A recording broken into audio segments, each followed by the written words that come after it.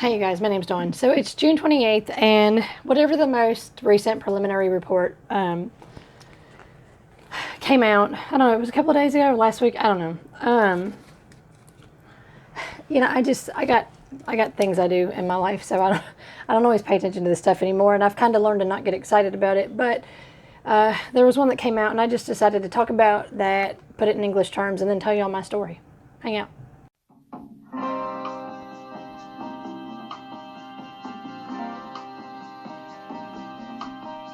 So the report was the preliminary assessment of unidentified aerial phenomena. And I'm dyslexic, so I just heads up. And I talk a lot, and sometimes I talk fast.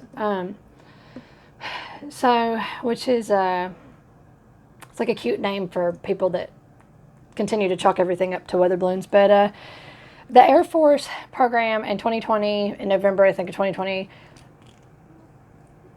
Basically what this report said that, they started this thing and they're going to try to round up as much information as they can from the places that have the most reports.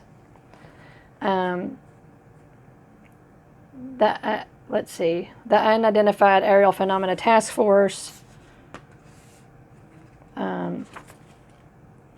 is part of it, and they're claiming to focus on relevant data, which means nothing to me, because relevant data to me means like neurotypical societal norms, what's acceptable. So to me, this is just a bunch of fluffy BS, and it's written for the people that are the kind of people that are going to accept it. Oh, whatever. It's just like, when you call your landlord and you're like, there's all this stuff going on, and the landlord's like, oh, that must be really bad. Oh, I totally understand. We're going to get on that. That's just the same kind of talk. Okay. So they basically claim they're learning how to collect information. They also claim that they are going to try to normalize reporting so that people, like, Air Force people, but I don't know if they mean commoners like myself. They're trying to normalize it so people will be more likely to report it, because people don't talk about it. We don't talk. I mean, I'm just a little mom in the suburbs, and not anymore suburbs, but that I saw something, and I learned real quick, don't talk about it. So it just doesn't, it's silly to me, because they're acting like they're going to try to make it less taboo, whatever. But they know what it is. So it's like, shut up. So the problem with this, for somebody like me, it's not good enough for those of us who have had a UFO or an AUP, no, I'm dyslexic, UAP experience that changed our lives, right? So I've just been BS'd already in my life by enough people with pearly whites and a sparkle in their eye, too many times in this ride called the human experience. I was already onto them, but now I'm just like, at this point, I'm like, rest in B face and eye roll. So I'm going to just tell y'all my story. And why am I doing this? Because I've just kind of gotten to the point where I believe that people who have a story should tell their story. And then whenever we're Googling stuff, because we've experienced it and we feel alone, we can find other people that have the same experience, so we can validate one another. I don't need to be validated by the general mass population. I don't care. I don't need to be validated by counselors. I already know what they're going to do and say, and I don't need to be validated by the government, by Air Force people, by Federal Bureau of Investigation people. Been there, done that. I don't. It's just pointless. Okay, so I'm not worried about all that. So when I was a young girl, I would say 10, I started becoming afraid of this idea of UFOs and aliens, and I don't really know where it came from. Like, maybe I watched too much Unsolved Mysteries with Robert Stack. You remember that music was just terrifying, but like captivating. So I had this weird fear, but I just chalked it up to that. It's like you can't watch, but you can't look away. I just chalked it up to that, And then later, when I was a teenager, I lived in this town called Sonora up in the foothills of the Sierra Nevada, Northern California. Okay, so I became fascinated with the X-Files, and I loved Star Trek, Next Generation. I loved it. And so, like I used to sneak off and go walk up the hill and go smoke a cigarette. So one day I snuck off and I saw something. And I'm going to be honest, I think it was like a weather balloon or a kite or something, something stupid. But I almost passed out. I was terrified. Unrationally terrified. And this was not from watching Star Trek, because Star Trek wasn't scary. And even the X-Files wasn't scary. It was like kind of silly. But I came home and I was terrified. And my parents and I drove back up the hill. And so everybody had to laugh because we could tell it was something that wasn't, I couldn't tell what it was. I had just saw something in the sky that wasn't moving as fast as I thought it should move for like an airplane or something. And it freaked me out. And whatever it was, I had never seen it before. I want to just say it was like a kite. It was just something I'd never seen. So anyway, but there was this unrational fear and I didn't understand why. And so I got picked on for it forever. And I'd have nightmares and stuff. So, so then, fast forward to a couple of weeks ago, I saw a video where apparently that area that I lived in is called Triangle Alley. I didn't know that back then. That was in like 94, 95, something like that. Okie dokie. So fast forward to, it's either late 98, early 99. I tried putting all this stuff out of my memory so much that some of the little details like that I don't remember, but I can never forget what exactly happened. And it was life-changing. So hold on, I drew a picture kind of sort of. So I had a friend back in the day, late 98, early 99, and he worked late shift at a Steak and Shake, and he was kind of a scrub, so I used to give him a ride. So I didn't care, he was my bud. And anyway, it was like 11 o'clock at night or something. And I go in this neighborhood I live in, I get my car and I go down the hill, come around the corner, and there is a huge triangle in the air. Huge, gigantic huge, okay? And it wasn't moving. And it was as stationary as a rock sitting on the ground. I don't even like the word hover, because to me hover, I don't know, I feel like a hover should have a little movement to it. I don't know. It wasn't moving. It wasn't making a noise. It was huge. And there was kind of like a glitch in the matrix. I'm going to talk about that in a little bit. But it wasn't a big one. But I noticed it because I have major sensory issues. And like a lot of people, since that happened, I started having health issues, and like loud things were too loud and colorful things are too colorful and noisy things are too noisy, and everything just kind of changed after that. But other areas where things change, I try to talk about it. I got picked on really bad, so you just learn to shut up. The people that I ended up being able to talk to it about would be like a retired Air Force guy or something like something like that. And I didn't think back in the day. I don't remember how long we'd had internet for back then. Like, it just wasn't something that interested me, and it was like years later before I figured out I should Google it. I think I didn't Google Triangle UFO till like 2006 or 7. That's how long. I mean, I don't know. I'm autistic. Most of my videos are about autism, by the way. So if you found this and you try finding my other videos, they're all probably going to be cooking autism and art, because I'm just a person. And we're all just people that had this stupid experience happen to us. So, but like, there was things like, I started struggling with it. It came back up to the surface when I became a mom. And it was like 2006 when I went to the church, and I was like, I can't stop thinking about this thing that I saw that I shouldn't have seen. And they made me admit I was lying. And, I ended up having a counselor, and I tried to tell them, and they wanted to medicate me. And, it's just, we get shut up. We get shut up. So the ways I would escape and balance things out would be like, I think I started becoming, balancing things out with Star Trek before I even had that really weird experience. Like looking back, it almost feels like it was going to happen. It was in my cards to see this, which doesn't make sense unless you've experienced it. But I'm kind of wondering how many other people that have seen something this incredible. Well, and it's not as incredible as it used to be, because now why am I talking about? They're publishing reports of it all the time. Now people, it's less taboo, and it's like they're slowly revealing it. The slow disclosure. So I have every episode of anything Star Trek that is Next Generation or original series. and the X-Files. And then I became, even Ghostbusters, any kind of like real fun paranormal stuff to kind of like take the edge off of the other aspect of it, where you hear these terrifying stories of people being abducted. And I don't know. I didn't have any of that experience. I can't speak to that. I don't know, but I don't want to disregard anybody else. And I'm gonna tell you about this kind of glitch that happened where I was like looking over there, and then I was looking this way, and anyway. So let's go down to my old neighborhood. So I'm gonna go over to this neighborhood I used to live in when I saw. There's so many big bumps in these neighborhoods. This neighborhood where I lived at when I saw what I saw. But it was only like 8:30, and it's so dark. There's no street lights in this neighborhood.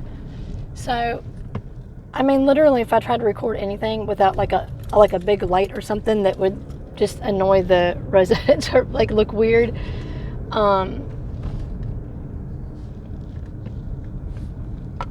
Okay, hold on.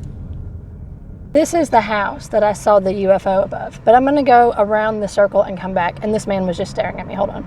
That day, it was just too dark, or, that night it was too dark because there's no street lights, and I would have just been recording nothing, just darkness and me talking, so I'm going to do it this way. And I'm going to kind of see if I can do it from, like, the bird's eye view of what my experience was, except for it's, in the day and not at 11 o'clock at night. The neighborhood has changed a lot. There was a time where if there was cars in the road, they would have had a fit. Okay, so I lived in this little house over here, on the right with that red door, okay? So it was about, my friend had to be at work at midnight, okay? So I say okay a lot. So it's 11 o'clock at night, and it's a hill. This neighborhood goes down into a bowl. It's real fun when it snows and ice is over, but so it's not fun when it's icy. I'm just, speed limit's 25, so you better go 20 or somebody's going to come outside and scream at you. This neighborhood looks a little different, but if you notice, there's no street lights, and there's a lot of trees. Now, these trees were probably not this big back in late 98, early 99. I can't remember exactly when it was. There's definitely some of this I've definitely put out of my memory. So I'm just minding my beeswax, and I come around this corner like this, and I'm pretty sure I was about right here, and that over that house right there. Okay, so I basically stop. It's that one on the corner. I basically stop, and it's up there, right? Okay. So I just remember, I think I had a windy window. I think I stopped about right here and just looked up. I just was probably in the middle of the road, just like I am. There's nobody behind me, okay? It was 11 o'clock at night. And I remember looking around going, there's nobody outside looking at this thing, but it was just up there. And it was like huge, and it wasn't moving. And I remember opening the door, and getting up and like looking and just staring at it. But then when I kind of realized I should probably go, I was sitting in my car just facing forward like this. Okay, so then I'm like, okay, well, we probably just need to go now because I don't want anybody messing with my body parts. And I was like, I'm supposed to be terrified. So I just drove like this, and I was hesitant about looking, through the rear view. I was kind of like, do I want to look through the rear view? But now we get up this road. I didn't stop all the way, I'm sorry. But we're in a neighborhood where, like, I don't know. So if you notice, we're down in a bowl. I hope that you can hear me. Remember that hill we came down to get to that spot where I had seen it, saw it. Y'all, I'm country, whatever. And then, you got to go up this hill to come get out of this neighborhood. So I just kept thinking about how, here, hold on. So I would think a lot about Like maybe they were like just hanging out there for a minute, and it's down low. You know, like that's the neighborhood over there. You can't even see the houses. That's that neighborhood we were just in. It's down in a hole. It's shit. Sorry. It's down in a bowl. Sorry about the swear words. It's just really the only way to show you from anyway. It's like anyway. There's a lot of roads and a lot of cars in this town. But you know, why did they I don't know if, is it parked? Did they park? They parked their space boat. You know, it's not something you can forget. So then there's this whole other aspect of the experience. You know, as time goes on, I try to quit thinking about it over and over. And then there would be these seasons in my life where this experience would just kind of force itself to the forefront of the things I think about when I think about the things I think about. But you know, I was thinking, look at honey, sorry. The yard workers, they just like wander around like zombies. Are they programmed, the yard people? It's gotta be a hard job. Oh my gosh. It's hot outside. It's like already in the 90s. And the neighbors are mean. I mean, the neighbors are actually mean to these poor people. Anyway, but I've thought about like, in a craft that big, but I mean, if you got the technology to just sit in the air, you got the technology to know that a car's coming down the road. And, you know, as years have gone on and I hear people tell their stories, there's something a lot of us have in common is there's like this kind of like this moment of like a glitch where we just kind of remember like looking one way and then all of a sudden we're looking, you know when you go from looking up here with like your door open to like just sitting like that, you know. But it's one of those things I just had to put out of my mind because it was just too crazy town. And I'm wild, I'm eccentric, I'm crazy, whatever, but it gets under the skin of the best of us and the worst of us. So there's another part of this I want to talk about. You know, I'm just going to talk about it right here because I'm feeling kind of safe and comfortable. Because there's like people in the house and it's like nobody needs me until I'm doing something, and then it's like, Mom, honey.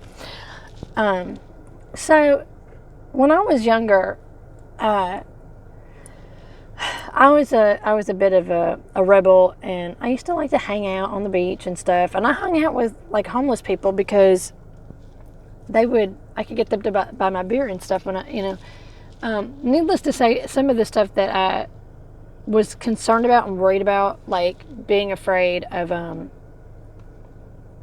like when I had seen that thing in the sky when I was a teenager and it ended up being nothing. But I was like, why was I so terrified? How does that even make any sense? You know, I'm on the spectrum. I didn't know that back then. So I would hang out with, homeless people. And so they would tell me all these stories, right? And I used to just chalk it up to, storytelling. I listened to stories. I'm not squishing that. But I would hear a lot of stories about, UFOs and ghosts and paranormal stuff and whatever. And it's all the stuff that we're not supposed to see, right? I'm sorry about this being in the way. If this is in the way, sorry. It's all the stuff we're not supposed to see. But then the people that I know that, have nice homes and nice whatever, they're the ones, they're real conservative minded. They're like, oh, you didn't see that, it's in your head, blah, blah, blah. And it makes me, like, like a lot of people that have had these weird experiences. My hair.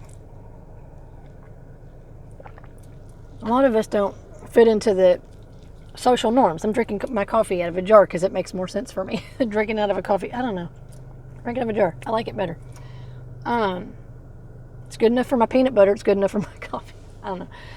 But a lot of us think outside of the box, and we tend to not beat to other people's, we don't dance to other people's beat and whatever. We just kind of do our own thing.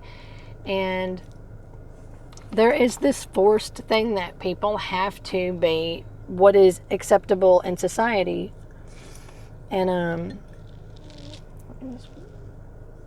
Otherwise, we do get outcasted. We're on the fringes of society. And then we end up looking for ways to feel like we fit in and belong and to cover our pain. And it just, then it just keeps going on. And then we become completely discreditable.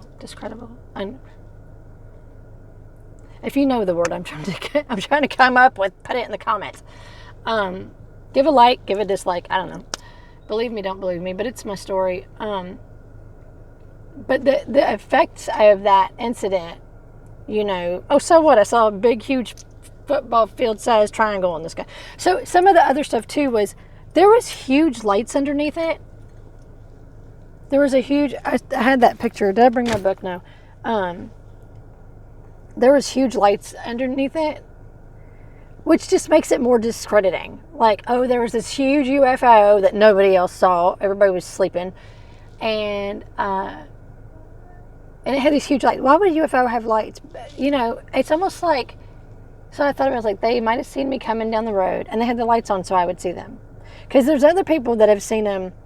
And the only reason they saw it is because all of a sudden the stars disappeared and they looked up and there was a triangle in the sky with no lights. Why would a UFO that doesn't want people to see it have lights? To me, it just sounds like a setup. And then that house that I saw, the house we just went to, I don't know who lives there today. But one day my sister and I went to a garage sale. I don't remember if I told this story when I was inside.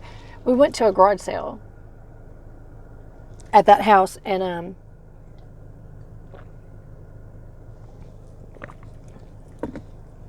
my sister was like, my sister says she saw a UFO. It was right over your house. The wife looked at her husband. The husband got up, walked inside, and slammed the kitchen door that was connected to the garage. Anywho.